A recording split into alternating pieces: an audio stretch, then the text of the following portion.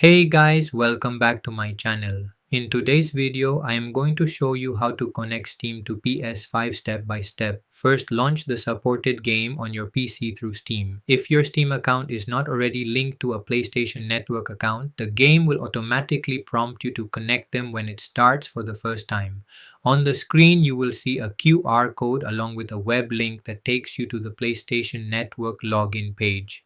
At this point, take your PS5 or mobile phone and scan the QR code or simply open the provided link in your browser. If you already have a PlayStation Network account, enter your PSN email address and password to sign in.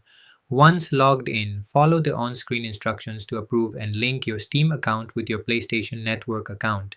If you do not have a PSN account yet, select the option to create one. Follow the registration steps, enter your details, verify your account, and complete the sign up process. After creating the account, return to the linking page and sign in with your new PSN credentials.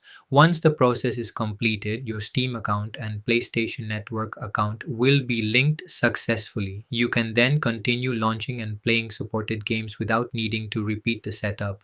One important thing to remember is that linking your accounts does not enable cross progression. Your game progress, items, and achievements usually remain separate between platforms.